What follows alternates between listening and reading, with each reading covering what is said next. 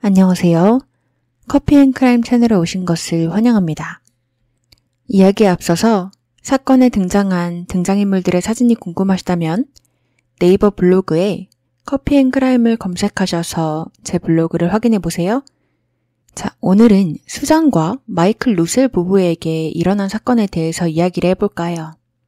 저는 보통 모든 사람들의 성장 배경부터 자세히 소개해드리는 걸 좋아하지만 오늘의 주인공들은 성장 배경에 대해서 자세히 밝혀진 것이 없어 오늘은 이들이 어떻게 만났는지부터 설명을 해드리도록 하겠습니다. 이들이 만난 때는 남편인 마이클이 19살이고 플로리다 대학교에 재학 중일 때 마이클은 대학에서 디디 허프맨이라는 여성을 만나게 되는데요. 이들은 만나자마자 바로 결혼까지 금방 해버렸고 25년 동안 결혼 생활을 하며 캐롤라인과 케이트라는 귀여운 두 딸까지 낳게 됩니다. 마이클은 결혼 생활을 하며 점점 더 성공을 해서 억만장자가 되었어요. 그의 성격에 흠이 있거나 가족에게 몹쓸 짓을 한 건 아니었지만 마이클은 항상 일이 더 우선이었고 너무 바빠서 가족과 많은 시간을 함께하지 못해 결국 이들은 2005년에 이혼을 하게 되지만 그래도 여전히 이들의 사이는 친구처럼 괜찮았다고 합니다. 악감정은 없었고 깔끔한 이혼이었어요. 그렇게 이혼을 하고 당시 48살이던 마이클은 당시 간호사로 일하고 있던 38살 여성 수잔을 온라인에서 만나게 됩니다. 이들은 급격히 가까워져서 수잔은 심지어 마이클의 집에 들어와서 동거를 하기 시작했고 그녀가 집에 들어온 순간부터 마치 주도권이 모두 다 수잔에게로 넘어간 것 같았어요. 하지만 마이클은 신경 쓰지 않았습니다. 그렇게 이들은 2007년 8월에 결혼식까지 마쳤고 수잔은 직장까지 관두고 마이클도 일보다는 가정에 집중하며 이들은 항상 비싼 휴양지로 여행을 다니고 집에도 거액을 들여서 인테리어를 바꾸며 돈을 펑펑 쓰고 행복한 삶을 사는 것처럼 보였습니다. 서로 잘 맞는 것 같았어요. 하지만 시간은 흘러 2015년이 되었고 이 당시 문자 내용들을 통해서 이들 사이에 문제가 생기고 있었다는 게 드러나기 시작했는데요. 그 이유는 바로 마이클의 딸들과 수잔 사이의 갈등 때문이었습니다. 특히 캐롤라인이요. 수잔은 항상 마이클에게 문자로 캐롤라인에 욕을 했고 캐롤라인 또한 수잔을 좋아하지 않았기 때문에 이들의 사이는 나아질 기미가 보이지 않았어요. 상황은 더 악화가 돼서 마이클은 수잔의 곁에 있을 때면 딸들이랑 전화통화도 할 수 없었습니다. 수잔이 없을 때만 연락이 가능했죠. 이들의 사이는 계속해서 더 악화가 되었고 2017년 정점을 찍게 됩니다. 2017년 딸인 캐롤라인은 결혼을 하게 되는데요. 마이클은 수잔에게 결혼식 비용을 상의하며 결혼식 비용이 1억 정도가 들어갈 것이라고 말을 했어요. 하지만 결혼식 끝에 이것저것 더 추가하고 예상치 못한 비용들이 더 들어가다 보니 최종적으로 나온 금액은 3억 정도였습니다. 사실 수잔은 캐롤라인이랑 사이가 안 좋긴 했어도 결혼식 준비를 하며 웨딩드레스 쇼핑도 같이 가주고 드레스도 자신의 돈으로 캐롤라인한테 사주며 관계를 조금 회복하려고 하는 것 같았지만 자신이 캐롤라인에게 선의를 베푸는 건 괜찮지만 마이클이 자신과 상의한 돈에서 허락도 없이 더 큰 금액을 썼다는 사실에 분을 참을 수가 없었어. 수잔은 이 일로 심지어 마이클에게 폭력을 휘두르게 됩니다. 마이클은 결혼식 2주에서 3주 정도 후에 캐롤라인에게 이 사실에 대해서 털어놓았어요. 캐롤라인은 의심하지 않고 바로 믿었죠. 왜냐면 사실 결혼식 당일에도 캐롤라인은 아빠의 얼굴에서 큰 흉터를 봤었고 무엇이냐고 묻자 수잔이 한 짓이라고 마이클이 밝혔었기 때문이에요. 그리고 수잔의 폭행 직후 마이클이 증거 사진을 캐롤라인에게 보내기도 했었고요. 또 얼마 지나지 않아 수잔은 경찰에게 체포가 되기도 했습니다. 이 둘은 부부싸움을 벌이다가 수잔은 마이클에게 폭력을 휘둘렀고 자신이 그렇게 폭력을 휘두르고는 경찰을 불렀다고요. 경찰이 상황을 좀 진정시켜주길 바라고 말이죠. 경찰은 현장에 도착을 해서 수잔을 진정시키며 해결책으로 수잔과 마이클이 소유하고 있는 해변가에 있는 콘도에 잠깐 수잔이 머물며 머리를 식히고 돌아오는 것이 어떻냐고 제안을 하게 됩니다. 수잔은 승낙을 했어요. 하지만 그럼에도 여전히 떠나지 않고 분이 남아있는 모양이었고 결국 그 집에서 30분 동안 더 실랑이를 벌이다가 경찰에게 끝내 연행되게 됩니다. 마이클은 캐롤라인에게 이 모든 걸 말할까 말까 걱정이 됐지만 시간이 지나며 캐롤라인 또한 이 사실을 알아야 될 것 같아서 사실대로 밝힌다며 털어놓았어요. 그렇게 수잔은 체포가 되었지만 마이클은 그녀가 감옥에 가는 걸 바라지 않았기 때문에 소송 취하를 했고 수잔은 해변가 콘도에서 머무르고 알코올, 분노 조절 테라피를 받으며 더 나은 사람이 되고자 노력하는 것처럼 보였어요. 그리고 2018년 1월 이들은 다시 데이트를 나가고 조심스레 만나며 재회를 하려고 노력했죠. 그리고 한 달 후인 2월 2일 마이클은 수잔을 집에 놀러 오라고 주말에 자고 가라고 초대를 했고 이들은 로맨틱한 저녁을 먹었습니다.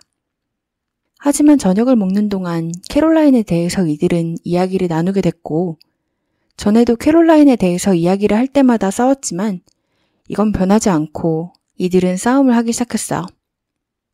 수잔은 더 이상 캐롤라인을 이름으로 부르지도 않았고 그년이라고 불렀습니다. 그렇게 저녁 분위기는 엉망이 됐고 데이트는 끝이 났어요.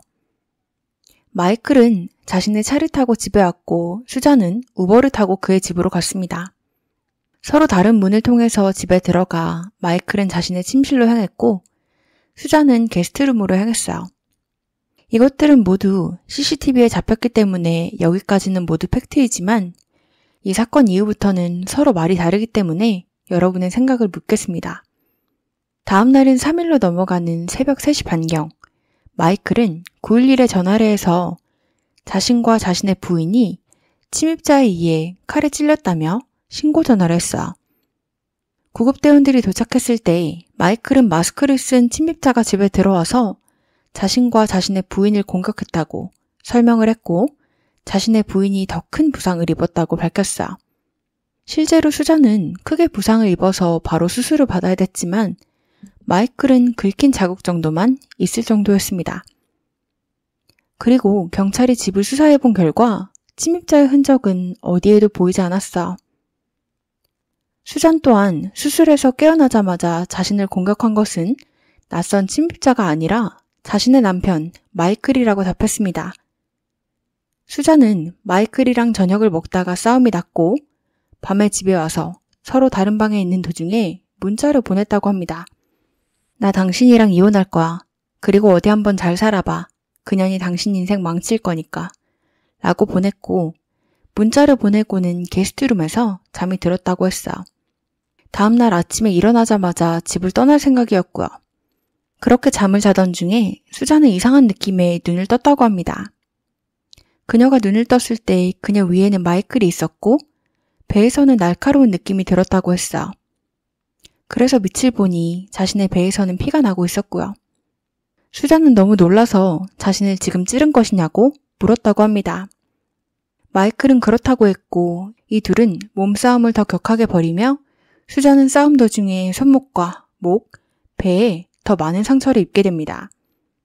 수잔은 마이클이 자신을 공격하며 자신이랑 이혼하기 싫다고 계속해서 말을 했기 때문에 공격의 원인이 자신과 이혼을 하기 싫어서가 아닐까 생각한다고 했어. 수잔은 계속해서 마이클에게 911에 신고를 해달라고 빌었다고 합니다. 마이클은 싫다고 당신이 죽을 때까지 이 침대에 당신과 누워서 기다릴 것이라고 답했다고 해요. 이때쯤 시각은 자정이었습니다. 마이클은 새벽 3시 반에 911에 신고를 했으니 수잔이 신고를 해달라고 빈 시점부터 3시간 반 정도 후에 신고 전화를 한 것이었어. 수잔은 이 시간 동안 열심히 머리를 굴렸다고 합니다. 첫째는 무조건 깨어있을 것과 둘째는 마이클이 듣고 싶은 대답을 해주며 그의 마음을 바꾸자였죠. 그렇게 해야만 자신이 살아나갈 수 있을 것 같았습니다. 그래서 수잔은 마이클에게 이혼을 하지 않을 것이고 당신을 사랑한다며 마이클의 마음을 돌리기 시작했어. 그녀의 생각대로 마이클은 넘어왔고 이제 911을 부르려고 하는 것 같았습니다. 하지만 마이클은 패닉에 빠지기 시작했어. 자신이 무슨 짓을 저지른지 그제서야 정신이 들었던 모양이죠. 911을 부르면 자신이 체포될 것도 알았고요. 그래서 계속 고민하던 마이클은 침입자가 저지른 소행이라고 경찰에 이야기를 하자고 수잔은 설득했습니다. 수잔은 알겠다고 응했고요. 하지만 수술을 받자마자 수잔은 경찰에게 모든 것을 밝혔습니다. 그렇게 수잔이 모든 것을 밝혔음에도 마이클은 무죄를 주장했고 딸인 캐롤라인과 전부인인 디디를 포함한 모든 지인들은 마이클의 편에 섰어요. 그들은 모두 하나같이 입을 모아서 마이클은 절대 그런 짓을 할 사람이 아니라고 주장했어요. 재판에 선 마이클은 사실 침입자 이야기는 모두 거짓이었다고, 하지만 수잔이 주장하는 바랑 사실은 거리가 멀다며 그의 이야기를 하기 시작했습니다.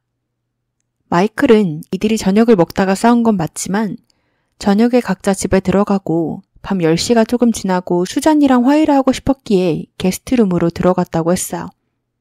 그리고 그가 게스트룸에 들어갔을 때 수잔이 침대 끝에서 칼을 들고 있는 걸 목격했다고 했죠. 마이클은 수잔이 자해를 하거나 혹은 자신을 해칠까봐 무서웠기 때문에 수잔에게 칼을 내려놓고 대화를 하자고 설득을 하기 시작했다고 합니다. 하지만 그녀는 말을 듣지 않았고 칼의 주도권을 잡으려고 둘은 몸싸움을 벌이다가 그 과정에서 칼이 수잔의 몸에 박혔다고 주장을 했어요. 자신은 그걸 느끼자마자 바로 수잔에게서 떨어져 나왔다고 합니다. 그리고 자신이 911에 전화를 하겠다고 했지만 오히려 수잔이 911에 신고를 하지 말라고 했다고 해요. 이유는 전에 이미 체포된 전과가 있었기 때문에 이번에도 체포가 되거나 경찰과 연루가 되면 자신에게 안 좋을 것이라는 게 이유였습니다. 그렇게 마이클은 그럼 침입자가 공격했다고 할 테니 911에 신고를 하게 해달라고 그녀를 설득했고 911에 신고를 하고는 이들은 침대에 누워서 참 좋은 대화들을 나눴다며 이들이 미래에 갈 해외여행들과 행복한 계획들을 세웠다며 결혼 후에 나눈 대화 중 제일 행복한 대화였다고 주장을 했고 사람들은 이걸 이상하다고 여겼어요. 그리고 수잔이 겪은 부상들 중에서 제일 심각한 부상은 사실 손목에 입은 부상이었는데요. 그녀는 손목이 뼈까지 칼로 그어져서 깊은 상처를 입었습니다. 마이클은 수잔이 스스로 한 것이라고 했지만 혼자 했다고 하기엔 꽤 깊은 상처였기 때문에 의문을 샀어요. 마이클 측의 주장은 이번이 수잔이 그를 공격한 게 첫 번째가 아니고 이날 저녁도 싸움이 수잔 때문에 시작된 것이며 저녁을 먹는 동안에도 이혼을 하고 재산의 절반을 가져가겠다고 협박을 했다고 해요. 그리고 지금까지 여러 번 이혼 협박, 폭력을 행사했던 수잔인데 왜 이제서야 마이클이 이성을 잃고 그녀를 공격하겠냐는 주장이었죠. 그리고 사실 수잔이 전에도 자살 시도를 했었던 적이 있다는 중요 사실까지 밝혀졌습니다. 수잔은 아니라고 부인을 했지만요. 반면 수잔의 입장은 이렇습니다. 수잔은 지금까지 한 번도 남편에게 폭력적이었던 적이 없을 뿐더러 예전에 마이클이 딸에게 보여줬던 폭행 증거 사진들은 경찰에 신고가 되지 않았기에 정황을 모르지 않냐며 마이클이 자신을 공격하려고 해서 자신은 방어차, 그를 공격했던 것이라고 자신이 먼저 폭행을 휘두른 것이 아니라고 했어. 한편 현장에서는 수사 결과가 나왔는데요. 핏자국들과 CCTV를 분석해본 결과 분석가는 수잔의 말대로 수잔이 칼에 마구 찔려 누워서 새벽 3시 반까지 기다렸다면 수잔의 부상들, 특히 손목에 입은 부상의 출혈량으로 봐서 그녀가 살아남을 수 없었을 것이라는 분석이 나왔습니다. 하지만 이 분석가는 나중에 알고 보니 법의학 면허가 정지된 상태였다고 해요. 자격도 없는 사람이었죠. 그리고 수잔의 측에서는 핏자국으로 봐서 마이클이 찌른 것이 맞을 뿐만 아니라 인간의 본성상 아무리 자해, 자살 시도를 하려고 한다고 해도 스스로는 그렇게 깊고 고통스러운 상처를 잘 내지 않는다고 주장을 했어요. 그리고 마이클이 수잔이랑 별거를 하는 동안 3개의 각각 다른 데이팅 웹사이트에 접속했던 사실들을 증거로 내며 이혼을 정말 하기 싫다는 사람이 데이팅 웹사이트에 왜 접속을 하냐고 질문을 했습니다. 마이클은 진짜 데이트에 나갈 생각은 없었고 자신이 아직 여자들에게 통하는지 반응을 보고 싶어서 그랬다는 말도 안 되는 변명을 내놓았어요. 이렇게 재판에서 나온 내용들을 모두 들은 배심원들은 판결을 내렸습니다. 결론은 모두들 마이클이 유죄라고 결론을 내렸고 그는 30년형을 선고받고 감옥에 가게 돼요. 30년형이긴 하지만 그는 60대이기 때문에 아마 감옥에서 생을 마감하지 않을까 합니다. 마이클은 감옥에서도 수잔을 죽이려 청부살인을 시켰다는 논란을 받게 되는데요. 여기에는 적당한 증거가 없었기 때문에 사실인지는 밝혀지지 않았습니다. 여러분들은 마이클이 진짜 유죄라고 생각하시나요? 아니면 수잔이 다 꾸민 짓이라고 생각하시나요? 여러분들의 의견 댓글로 많이 남겨주세요.